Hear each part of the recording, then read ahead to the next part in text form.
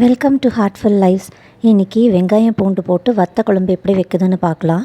இதை பார்க்குறதுக்கு முன்னாடி எங்கள் சேனல் சப்ஸ்கிரைப் பண்ணாதவங்க கண்டிப்பாக சப்ஸ்கிரைப் பண்ணிவிடுங்க. இப்போது நாங்கள் கிரவுண்ட்நட் ஆயில் ஆட் பண்ணியிருக்கோம். இந்த மரச்செக்கு கிரவுண்ட்நட் ஆயில் தான் நாங்கள் யூஸ் பண்ணுவோம். இந்த கிரவுண்ட்நட் ஆயிலோட கொஞ்சம் நல்லெண்ணெயும் சேர்க்கணும், அப்போ தான் வாசனையாக நல்லாயிருக்கும். இதுவும் நாங்கள் மரச்செக்கு நல்லெண்ணெய் தான் ஆட் பண்ணுவோம். இப்போ இதில் சுட்டப்புறம் கடுகு ஆட் பண்ணிக்கணும்.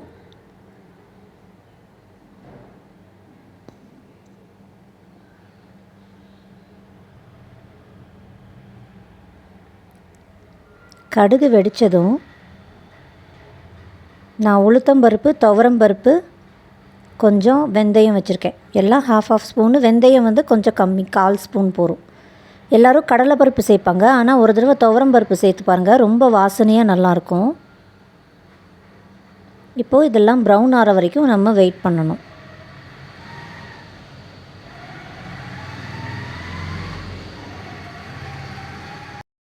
இப்போ இதில் சின்ன வெங்காயம், பூண்டு, கருவேப்பிலை இதெல்லாம் சேர்த்து ஃப்ரை பண்ணுறேன். சின்ன வெங்காயம் பூண்டு சேர்க்காதவங்க, வேறு வெஜிடபிள் சேர்த்து செய்கிறவங்க கொஞ்சம் பெருங்காயம் சேர்த்துக்கலாம். எங்கள் ஃபேமிலிக்கு கொஞ்சம் காரமாக இருந்தால் பிடிக்கும், அதனால் நான் 2 ஸ்பூன் சாம்பார் பொடி சேர்க்குறேன். உங்கள் காரத்துக்கு ஏற்ற மாதிரி நீங்கள் சேர்த்துக்கோங்க. தேவையான அளவு உப்பு. இப்போ இந்த சாம்பார் பொடியை லைட்டாக ஒரு 30 செகண்ட்ஸ் ஃப்ரை பண்ணிக்கணும். அப்படி பண்ணிட்டா அந்த பொடியில் இருக்கிற காந்தம் கொஞ்சம் குறைஞ்சிரும். இப்போ இதில் நெல்லிக்காய் அளவுக்கு புளி கரைச்சி ஆட் பண்ணுறேன்.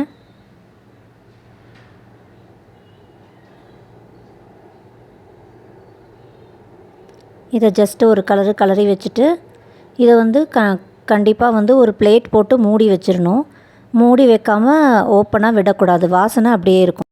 இப்போ இதை மாதிரி ஒரு பிளேட் போட்டு மூடிட்டு அடுப்பை சிம்மில் வச்சு 10 to 15 மினிட்ஸ் பார்த்து கொதிக்க விடணும். இப்போ இதில் வெங்காயம், பூண்டு இதெல்லாம் வெந்து நல்லா ரெடி ஆகிடுச்சு வத்த குழம்பு. இது நல்லா திக்காக வந்திருக்கு. சப்போஸ் உங்கள் வத்த குழம்பு நல்லா திக்னஸ் வரலைன்னா நீங்கள் கொஞ்சமாக அரிசி மாவை ஒரு தண்ணியில் கரைச்சி அதை ஊற்றி ஒரு கொதி விட்டிங்கன்னா திக்னஸ் வந்துடும். இப்போ இந்த வத்த குழம்புல கொஞ்சமாக ஸ்வீட் ஆட் பண்ணணும். எய்தர் கொஞ்சமாக வெல்லம் சேர்க்கலாம், ஒரு 1/2 ஸ்பூன் வெல்லம், இல்லைன்னா ஒரு 1/2 ஸ்பூனுக்கு தேன் சேர்க்கலாம். நான் ஒரு 1/2 ஸ்பூனுக்கு தேன் சேர்த்துருக்கேன். அது ஒரு நல்ல டேஸ்ட் கொடுக்கும்.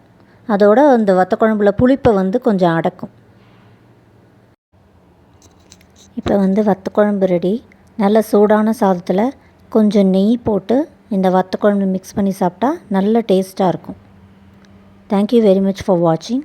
எங்கள் சேனல் சப்ஸ்கிரைப் பண்ணுங்கள், லைக் பண்ணுங்கள், ஷேர் பண்ணுங்கள், கூடவே பெல் ஐக்கானை கிளிக் பண்ணுங்கள்.